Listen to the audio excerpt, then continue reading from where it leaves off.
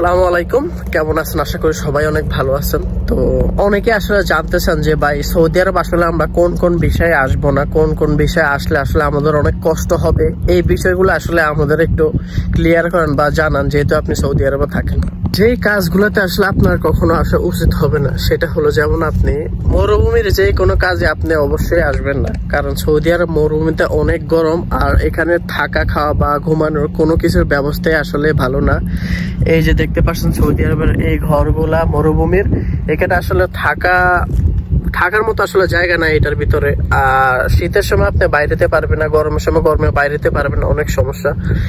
তারপর যে মাজরা গুলা, যেমন আপনার ছাগলের মাজরা, তারপর উটের মাজরা, তারপর আপনার মানে মরুভূমিতে যে কোনো মাজরা, বাংলাদেশে যেটাকে বাগান বা ফার্ম বলা হয়, ওইসব কাজে কখনোই আপনি আসলে সৌদি আরব ঢুকবেন না, কারণ মাজরা মানে মরুভূমি, আর মরুভূমি মানে গরম।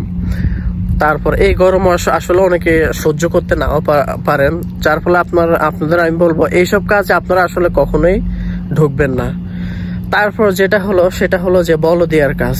আসলে অনেকে ভাবেন যে বলদিয়াতে অনেক টাকা, অনেক আরাম। না ভাই, টাকা নাই, রোদ বৃষ্টি ঝড় সবকিছু অপেক্ষা করে আপনার এই বলদিয়ার কাজ করতে হবে।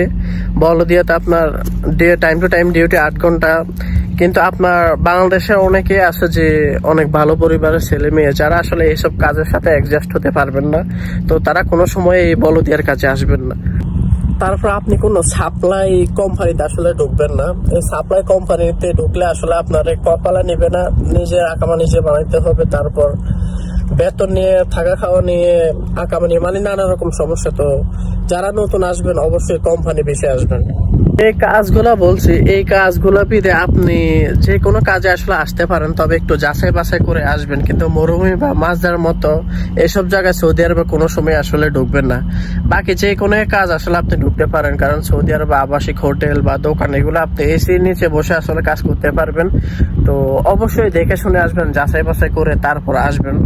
আর আপনার নিজস্ব লোক থাকলে তারপর ওর থেকে ভিসা নেবেন, কোনো দালালের হাত থেকে ভিসা নেবেন না। যদি কোনো দালালের হাত থেকে ভিসা নেন, তাইলে আপনার ক্ষতি হওয়ার সম্ভাবনাটাই আসলে বেশি, আপনি কাজ কাম না পাওয়ার সম্ভাবনাটাই বেশি।